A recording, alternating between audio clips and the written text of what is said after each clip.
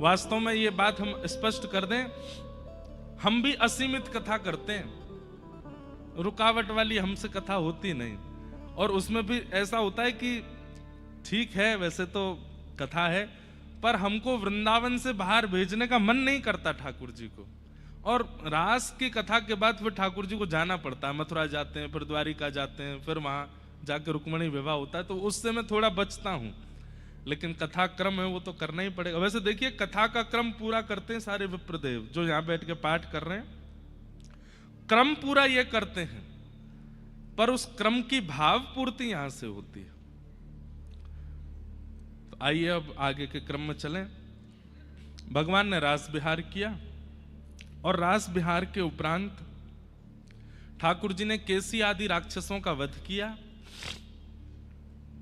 नारद जी ने जाकर के कंस को समझाया कि दुष्ट कंस, तुम्हारा शत्रु श्री कृष्ण दिन ब दिन बड़ा होता जा रहा है और तुम कुछ नहीं कर रहे हो। तब कंस ने विचार किया, कैसे क्या करूं, आप कैसे कह सकते हैं मैं कुछ नहीं कर रहा, कितने राक्षस भेजे मैंने, सब मार दिए उसने। तब नारद जी ने समझाया, बोले कि अपने नगर में तो स्वान भी शेर बन जाता है, अभी तक तुमने राक्षस उनके पास भेजे हैं, उनको तुमने अपने नगर में नहीं बुलाया। बोले भले ही हाथी कितना भी विशाल हो, लेकिन जब जलाशय में प्रवेश करता है तो जलाशय का मगरमच्छ उससे ज्यादा बलशाली होता है। और अभी तक तुमने सबको भेजा है, अब तुम उनको बुलवाओ। तब आपने श्री अक्रूर जी महाराज को वृंदावन भेजा।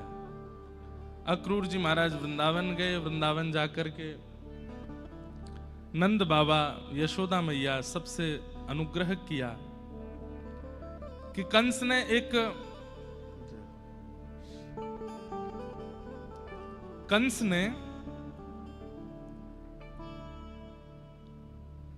एक धनुर्यज्ञ किया और उस धनुर्यज्ञ में ब्रज के अलग अलग स्थानों से लोगों को पुरस्कार देने के लिए बुला रहे हैं।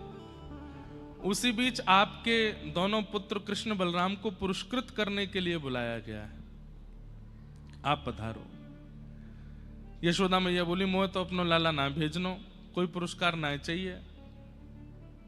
लेकिन ठाकुर जी ने ही फिर यशोदा मैया से कहा, मैया सबके बालक पुरस्कार ले, मैं ले लूं तो का बुराई है, मैं हूं जाऊंगा। और सब बातें हुई, बहुत रोई यशोदा मैया, सब ब्रजवासी भी बड़े व्याकुल हो गए। ठाकुर जी ने सबको आश्वासन दिया, मैं परसों आ जाऊंगा, तुम चिंता मत करो। और ठाकुर जी वृंदावन से मथुरा चले गए। मथुरा जाकर के ठाकुर जी ने कुबलिया पीड़ हाथी का उद्धार किया।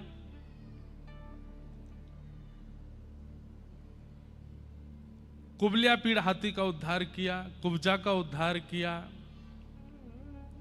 सबका उद्धार करते हुए भगवान ने रणभूमि में प्रवेश किया। अब आप देखेंगे कि वृंदावन के श्री कृष्ण का जो स्वरूप था और अब जो कथा में स्वरूप आएगा, उनमें आपको थोड़ा अंतर लगेगा। कल तक जो आप कृष्ण के दर्शन कर रहे थे कथा में, वे स्वभाव युक्त कृष्ण थे, पर अब जिन कृष्ण का आपको दर्शन होगा, ये प्रभाव युक्त कृष्ण होंगे। वृंदावन के बाहर ठाकुर जी अपने प्रभाव में आ जाते हैं, वृंदावन में ठाकुर जी स्वभाव। ये देखो हर व्यक्ति करता है, घर में व्यक्ति प्रभाव नहीं दिखाता। मेरी नेताजी से पहुंच है, मेरी उनसे पहुंच है, मैं यहां जाता हूं, मैं वहां जाता हूं, मैं ऐसा करता हूं, मैं वैसा करता हूं, ये सब बाहर करता है व्यक्ति। अपने बच्चे पत्नी के आगे थोड़ी बोलता है। बेटी से कहा, बेटी पानी दे दे, अब बेटी ने थोड़ी देरी कर दी, अरे रुक जा, तेरी अभी विधायक जी से शिकायत करता हूं, ऐसे थोड़ी होता है। घर में थोड़ी करता है वो। प्रभाव की बातें बाहर, स्वभाव की बातें भीतर। भगवान श्री कृष्ण, अब कोई बुरा माने तो मान जाए, पर वृंदावन के बाहर जहां कहीं भी कृष्ण विराजे, प्रभाव से विराजे। स्वभाव वाले तो वृंदावन में ही है, स्वभाव तो उनका श्री वृंदावन में ही प्रकट होता है। मेरो मन वृंदावन में अटक्यो, मेरो मन वृंदावन में अटक्यो। बन के जोगन डोलत ब्रज में, बन के जोगन डोलत ब्रज में, पीवत यमुना जल को, मेरो मन वृंदावन में अटक्यो, मेरो मन वृंदावन में अटक्यो। वृंदावन में स्वभाव है कृष्ण का। ठाकुर जी जैसे ही पहुंचे मथुरा में जाकर के प्रभाव दिखाने लगे। रणभूमि में जैसे ही प्रवेश किया, मल्लानाम मशनिर्णीनाम नरवर स्त्रीणाम स्मरो मूर्तिमान, मल्लानाम मशनिर्णीनाम नरवर स्त्रीणाम स्मरो मूर्तिमान, गोपानां स्वजनो सतां क्षितिभुजां शास्त्रा सुपित्रो शिशु, मृत्युर्भोजपतिर्विराट विदुषां तत्त्वं परमयोगिनां, वृष्णीनां परदेवतेत विदितो रंगम गतः साग्रज। सबको भगवान अलग अलग दिखाई दे रहे हैं। एक ही श्री कृष्ण कंस की रणभूमि में प्रवेश कर रहे हैं और सबको ठाकुर जी अलग अलग रूप में दिखाई दे रहे हैं। मल्लानाम मशनिर्णीनाम नरवर स्त्रीणाम स्मरो मूर्तिमान। बड़े, इधर देखो, यहां देखो, बड़े बड़े मल्लों को, मतलब मल्ल कहते हैं पहलवानों को, बड़े बड़े मल्लों को ठाकुर जी पहलवानी दिख रहे हैं। 11 वर्ष 56 दिन की आयु है आज ठाकुर जी की। कितनी? लेकिन 11 वर्ष 56 दिन के ठाकुर जी 50-50 साल के मल्लों को अपने जैसे ही दिख रहे हैं कि ये भी पहलवान हैं। बिना दांत वाले जितने भी बूढ़े बड़े वहां बैठे हैं, सबको ठाकुर जी अपने नाती पोता के रूप में दिख रहे हैं। किशोरी कन्याओं को ठाकुर जी अपने प्रियतम रूप में दिख रहे हैं। छोटे छोटे ग्वाल बालों को ठाकुर जी अपने सखा के रूप में दिख रहे हैं। लेकिन 50 सिद्धि ऊपर बैठे हुए कंस को ठाकुर जी अपनी मृत्यु के रूप में दिख रहे हैं।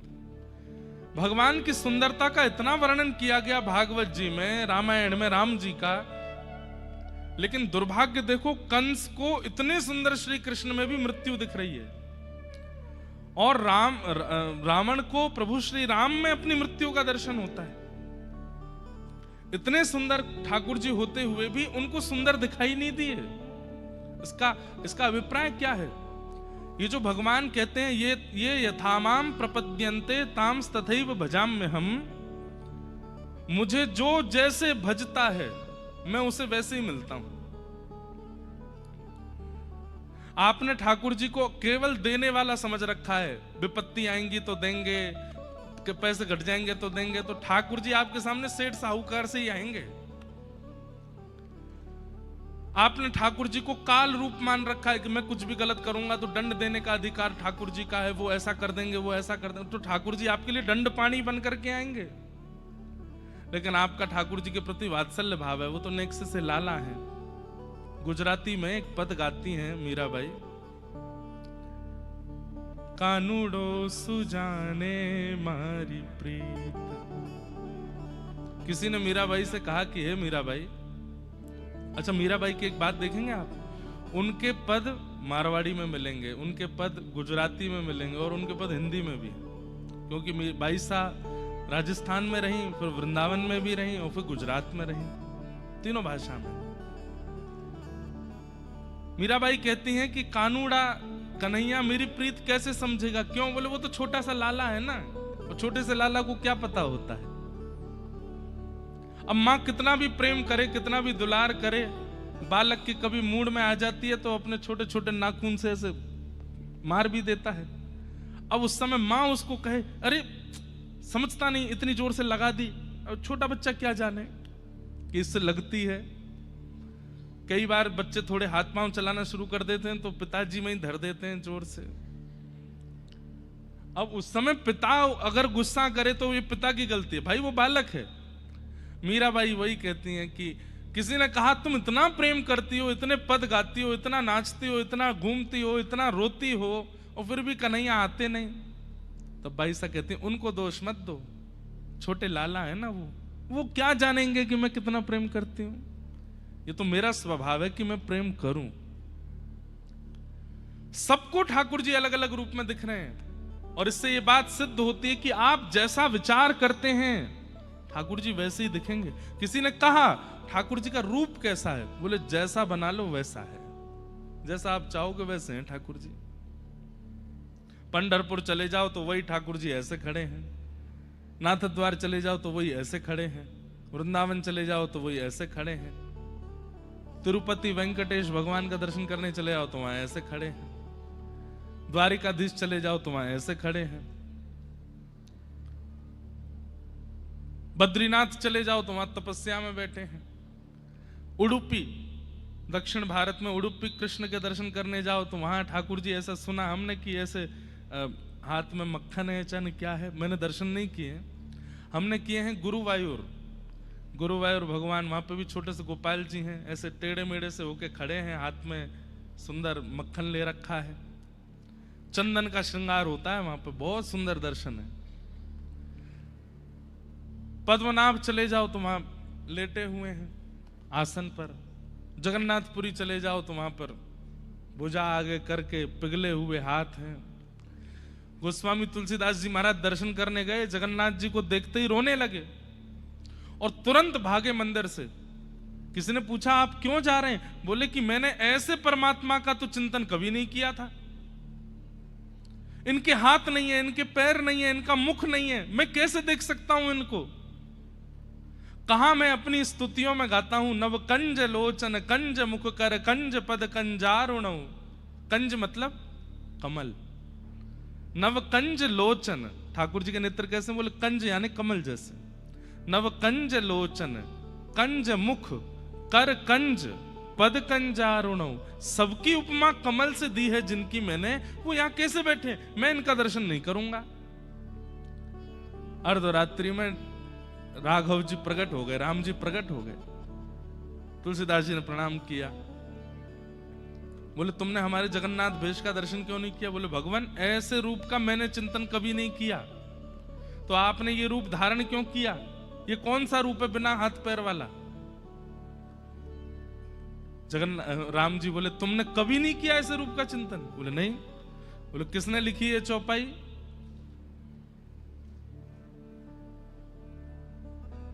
कैसे है मैं तो भूल गया, निज कर कर्म करहु विधि नाना, बिन पग चलहि सुनहि बिन काना, बिन पग चलहि सुनहि बिन काना, कर बिनु कर्म निज कर कर्म करहु विधि नाना।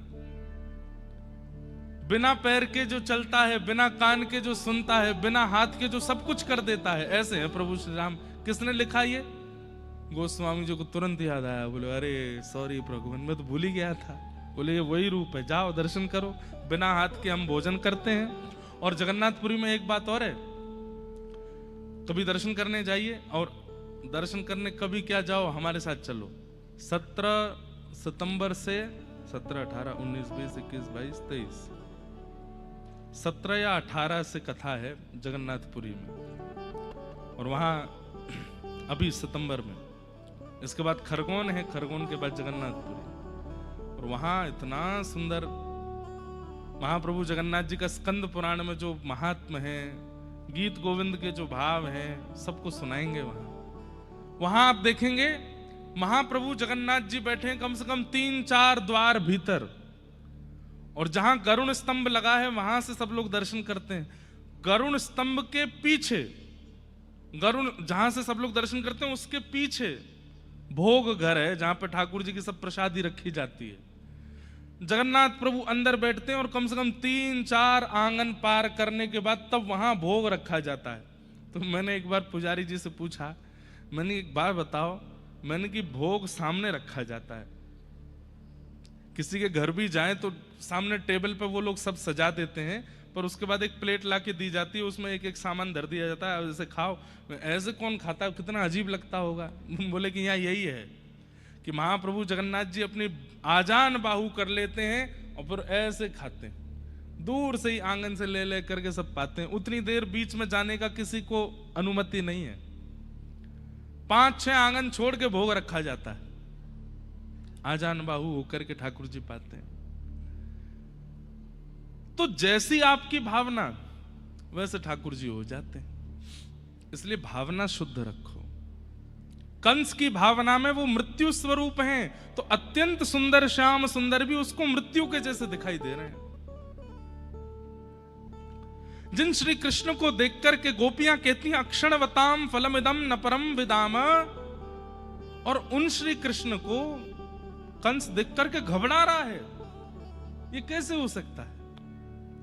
अरे स्पष्ट है, नृसिंह बन करके भगवान आए, हिरण्यकश्यप व्याकुल हो गया देख करके, लेकिन प्रहलाद जी भयभीत ही नहीं हुए। लक्ष्मी डर के भाग गई, सब देवता डर के भागे, पर प्रहलाद जी को भय नहीं लगा। क्यों? क्योंकि चित्त में जो भावना है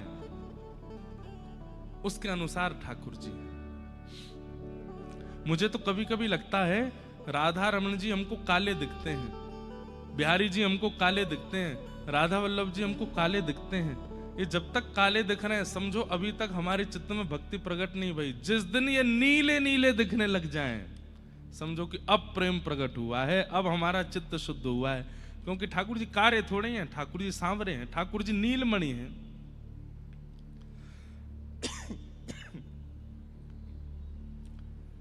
नीले हैं ठाकुर जी।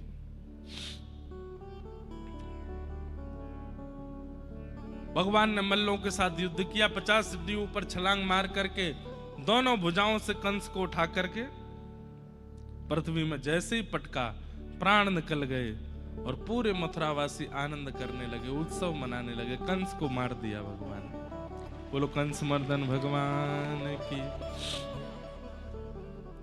कंस वध के बाद तुरंत ठाकुर जी कारागृह में गए, वहां जाकर के मैया देवकी को मुक्त किया।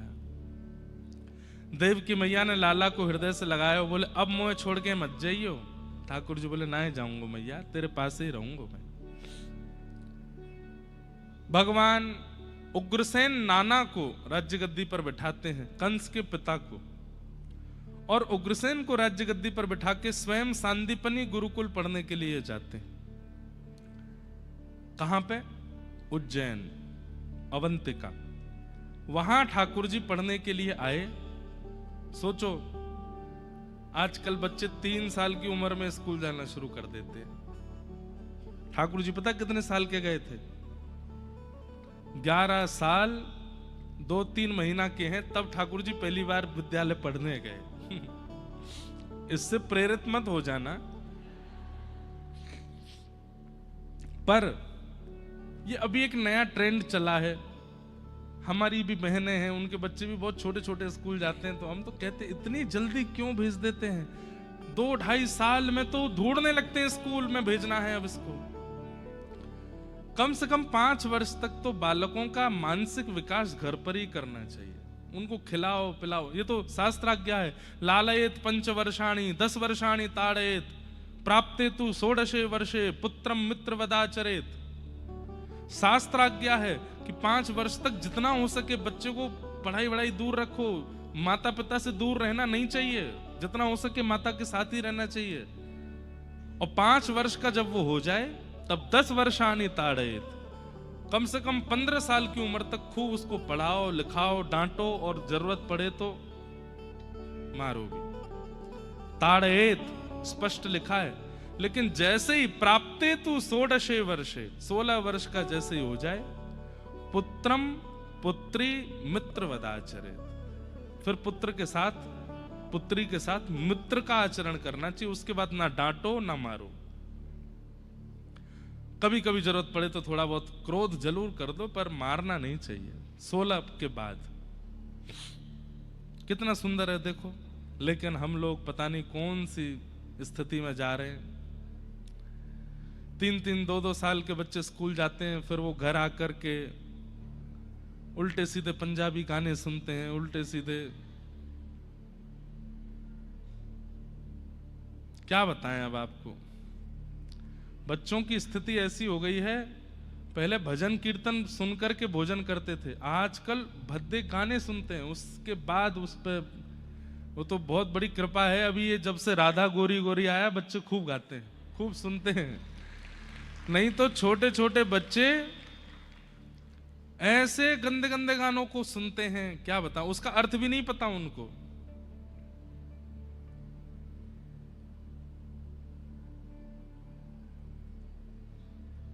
हम तो यहां मंच से बता भी नहीं सकते कैसे गाने, छोड़ो। पर आप लोग विचार कीजिए, छोटे छोटे बच्चों को कथाएं सुनाओ, लीलाएं सुनाओ, कीर्तन सुनाओ, भजन सुनाओ, उसका आदि बनाओ उनको। तो भगवान 11 वर्ष कुछ महीने की अवस्था में सांदीपनी उपाध्याय जी के यहां पढ़ने के लिए आए। उपाध्याय किनको कहते हैं? जिनके समीप जाकर के अध्ययन करने का सौभाग्य भगवान को भी प्राप्त हुआ, उन्हें उपाध्याय कहते हैं। सांदीपनी उपाध्याय जी के यहां जाकर के भगवान ने अध्ययन किया और वहां ठाकुर जी को अपने परम सखा मिले, जिनका नाम था सुदामा। बचपन में जो ठाकुर जी के सखा उनका नाम श्री दामा है, और ये ठाकुर जी के मित्र सुदामा है। कुछ वर्ष वहां अध्ययन करने के बाद ठाकुर जी वापस मथुरा आए। जैसे ही मथुरा में प्रवेश किया, हाथी घोड़ा महाराज, खूब सारी पुष्प वर्षा हो रही है, लाखों की तादाद में मथुरावासी खड़े हैं। राजा धीराज वसुदेव नंदन देव की नंदन गौ ब्राह्मण प्रतिपालक श्री कृष्ण चंद्र महाराज की जय हो। लेकिन ये स्वर ठाकुर जी को अच्छे नहीं लग रहे। ठाकुर जी कह रहे हैं, यशोदा मैया कहती कान्हा, तनुआ, गोपाल, गोविंद, एक एक शब्द के वो नाम कितने सुंदर लगते थे। अब कितना लंबा चौड़ा मेरा नाम हो गया है, और सब लोग पांव पूज रहे हैं। ठाकुर जी एक राजकुमार की तरह सुंदर वेशभूषा पहन करके, कहां वृंदावन में तो केवल कटकाचनी पहन करके ठाकुर जी घूमते थे। 2-4 माला गले में डाल ली, और वो भी नहीं मिलती तो ठाकुर जी वनमाली भेष करते थे अपने आप। कभी आम के पत्ते तोड़ लिए, कहीं से नीम के पत्ते तोड़ लिए, उनके गुच्छा बना करके यहाँ पहन लिए, कहीं जाकर के खूब सारे पुष्प अलग अलग लेकर के अपने केश में गूंथ के यहाँ पहन लिए। कुछ बेल होती है ना, ऐसे चढ़ जाती हैं जो ऊपर, उन बेलों को लेकर के अपनी कमर में कौंधरी बांध लेते, यहाँ पर बाजूबंद बांध लेते, यहाँ हाथ में पहन लेते।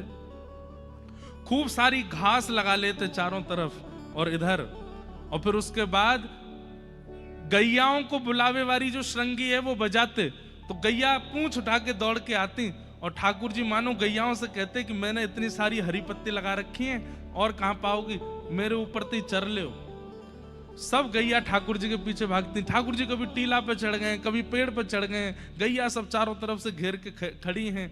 बीच में एक जगह ऐसी आवे, सब गाय घेर लेती हैं ठाकुर जी को। ठाकुर जी नीचे लेट जाते हैं। अब कोई पैरों में चाट रही है, कोई यहाँ से घास चाट रही है, कोई इधर चाट रही है। तो जब जीभ से चाटने तो ठाकुर जी को गुदगुदी होती है, जोर जोर से हंस के ठाकुर जी निकल के भागते हैं।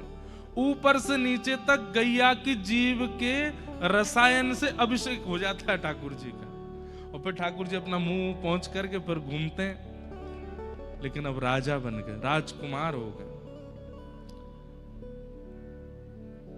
सोने की जूती पहनते हैं, जड़ाऊ सोने के पटके पहनते हैं, सुंदर धोती पहनते हैं, राजा धीराज कहकर के सब स्वागत करते हैं। ठाकुर जी को ये भाता नहीं।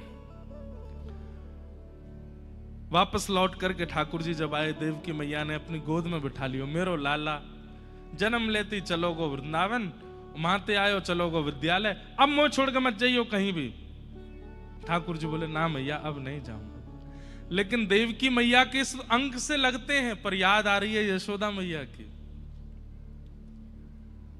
अपने कक्ष में जाकर के उस खिड़की को खोलते हैं जहां से वृंदावन दिखाई देता है, और एक एक भाव का स्मरण करते हैं।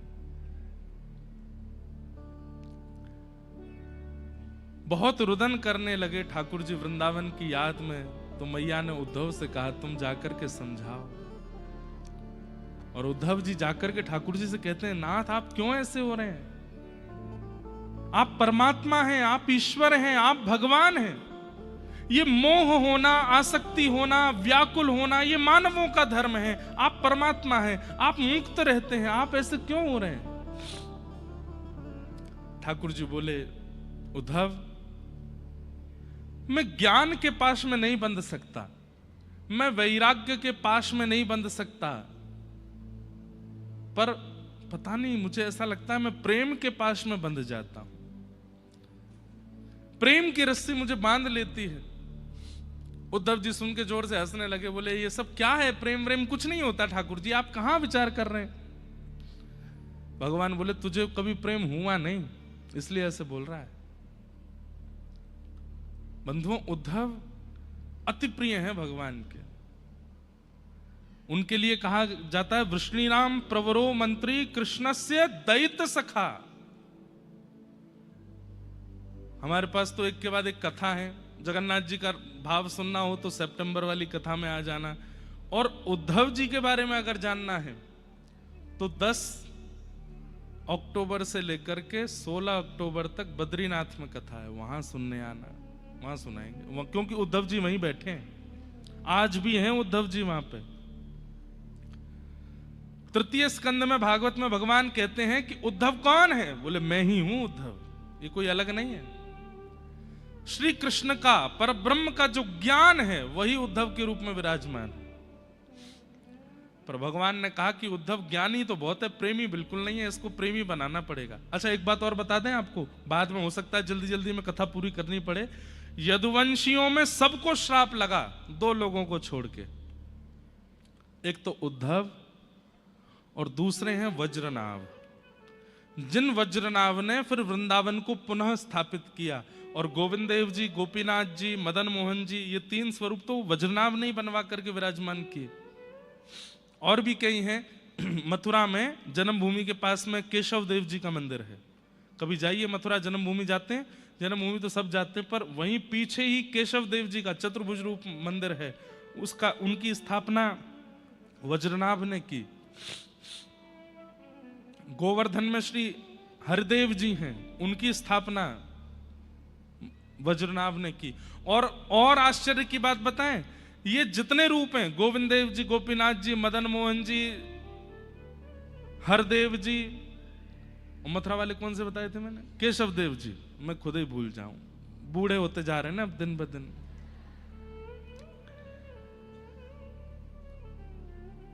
ये स्वरूप जो वज्रनाभ ने बनवाए हैं, तो जो स्वरूप का धातु है, वैसे तो वो ठाकुर जी हैं, पर वो धातु कौन सा है पता है? वो जो मूर्ति निर्माण हुई है, वो मूर्ति बनी किससे है? कंस के कारागृह में देव की मैया ने जिस शिला पर ठाकुर जी को जन्म दिया था, उसी शिला से ये मूर्तियां बनाई गई, उसी शिला से स्वरूप बनाए गए। फिर बाद में वज्रनाभ के बाद वो सब भूमिगत हो गए, तो फिर चैतन्य महाप्रभु के अनुयायी श्री रूप सनातन गोस्वामी दोनों वृंदावन आए। तब रूप गोस्वामी जी ने गोमा टीला से गोविंद देव जी को पुनः प्रकट किया, और फिर सनातन गोस्वामी जी ने मदन मोहन जी को प्राप्त किया, मधु पंडित जी ने गोपीनाथ जी को प्राप्त किया। इस प्रकार ये पुनः, तो 2 लोगों को श्राप नहीं लगा था, एक तो वज्रनाभ और दूसरे उद्धव। क्यों नहीं लगा पता है? इन दोनों पर किशोरी जी की कृपा थी।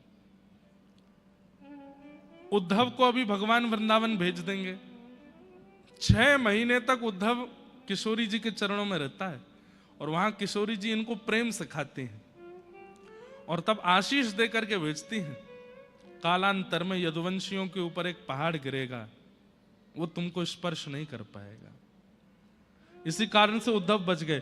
फिर बाद में कथा आती है कि सूर्य ग्रहण के समय पर जब द्वारिका से सब लोग यहां पधारे कुरुक्षेत्र, तब वहां ब्रज से किशोरी जी भी गई थी। तब सारे द्वारिकावासी किशोरी जी का दर्शन करने के लिए गए, तो दूर बैठे थे वज्रनाभ, और वज्रनाभ को जब किशोरी जी ने देखा तो कौन है वज्रनाभ? भगवान के पुत्र, मतलब भगवान के नाती। वज्रनाभ को देख करके उनके शब्द, उनके मुखमंडल पर पता नहीं क्या किशोरी जी को ऐसा अनुभव हुआ, किशोरी जी ने उनको भी वहां आशीष दिया।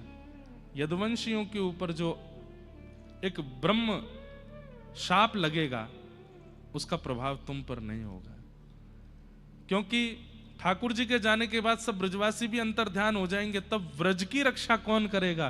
तो भगवान के किसी वंशज को करनी होगी, तो वो तुम करोगे। इसलिए वज्रनाभ और उद्धव इन दोनों को शाप नहीं लगा। क्यों? दोनों पर किशोरी जी की कृपा थी। आज भगवान ने उद्धव से कहा, उद्धव एक काम कर, सामने वाला व्यक्ति हमें याद करता है इसलिए हमें उसकी याद आती है। ये ब्रजवासी मुझे बहुत याद करते हैं, तू अगर जाकर के उनको समझा देगा और वो मुझे याद करना बंद कर देंगे तो मुझे भी उनकी याद नहीं आएगी। उद्धव बोले, ये तो मेरे बाएं हाथ का खेल है, मैं जाकर के अभी समझा दूंगा। कब जाओगे? बोले अभी जाऊंगा। आओगे कब? बोले शाम तक आ जाऊंगा। भगवान बोले जाओ, लेकिन सुनो, ज्यादा ज्ञानियों वाली बात मत करना। ब्रजवासी बहुत बोले हैं, सीधी सीधी बात समझते हैं, वो सरल भाषा में बोलना, ज्यादा कठिन हिंदी मत बोलना, संस्कृत मत बोलना, वो समझ नहीं पाएंगे। उद्धव बोले आप मुझे मत समझाओ, बृहस्पति का शिष्य हूं, मैं सब जानता हूं। भगवान बोले बृहस्पति के शिष्य सब जानते हो, पर प्रेम की भाषा नहीं समझ आती सबको, इसलिए कह रहा हूं। उद्धव जी महाराज बोले मैं जाता हूं, और उद्धव जी वृंदावन गए। वृंदावन की स्थिति बताने योग्य तो है, पर बहुत समय लगेगा और कथा भी करुण भाव में पहुंच जाती है। सबसे मिलकर के जब उद्धव जी किशोरी जी के पास गए, सब गोपियां और किशोरी जी बैठी, और उद्धव को देख करके थोड़ी देर वार्तालाप करने के बाद में कहती हैं, हे उद्धव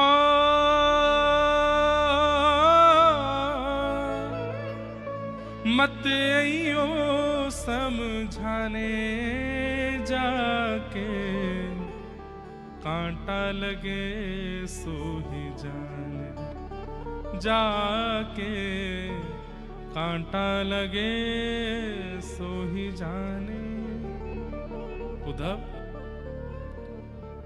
समझाने वाले हजार खड़े हो जाते हैं कि अरे कुछ नहीं हुआ, कुछ नहीं हुआ, कांटा ही तो है। पर जिसको कांटा लगा है उसको पता होती है पीड़ा क्या हो रही है। तुम्हारे साथ घटना नहीं हुई है उद्धव, इसलिए तुम समझाने आ गए हो, पर कृष्ण जो यहां करके गए हैं वो हम भोग रहे हैं, इसलिए हमें मत समझाओ। क्या किया कृष्ण ने? जाए बसे हैं दूर विरज से, भेजते हैं संदेशा। 6 किलोमीटर दूर है यहां से मथुरा, और वहां जाकर के बैठ गए। हमसे बोल के गए थे कि परसों आ जाऊंगा, आज बरसों निकल गए यहां पर, अभी तक नहीं आए। और बरसों बाद भी याद आई तो खुद नहीं आए, तुमको भेज दिया। यही हमको हमारे प्रेम का रिवर्ट मिला है। आज हमने जो प्रेम किया श्री कृष्ण से, उसका आज श्री कृष्ण ने हमको उपहार दिया है। खुद नहीं आए, 6 किलोमीटर दूर है, राजा हैं, सोने के रथ में चलते हैं, चाहे तो आ सकते थे। हम गोपीत राह तकत हैं, रूप हो गया कैसा। हम यहां राह तकते तकते तकते हमारी स्थिति देखो क्या हो गई है। आपको पता है वृंदावन में एक आश्चर्य है, यहां बोरिंग करोगे तो पानी मीठा है, जहां आप बैठे हो वहां बोरिंग करोगे वहां खारा है, उसके आगे फिर मीठा है, फिर खारा है। क्यों? कहते हैं ये खारा पानी क्या है? बोले गोपियों के अश्रुबिंद है। इतना रोई हैं कृष्ण के विरह में कि व्रज में कहीं कहीं कहीं कहीं पानी खारा हो गया है।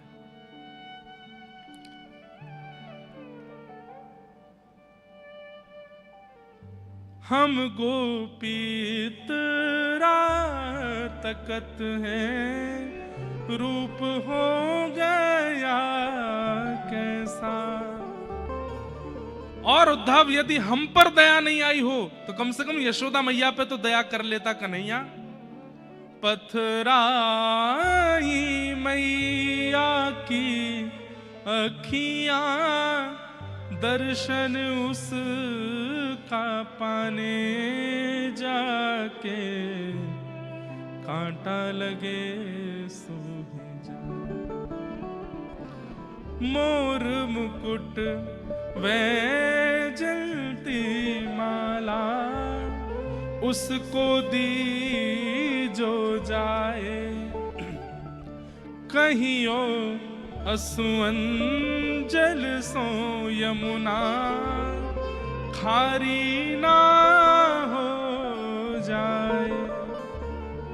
ले जाओ ये वंशी ऊधो, उसको याद दिलाने जाके, कांटा लगे सो ही जा।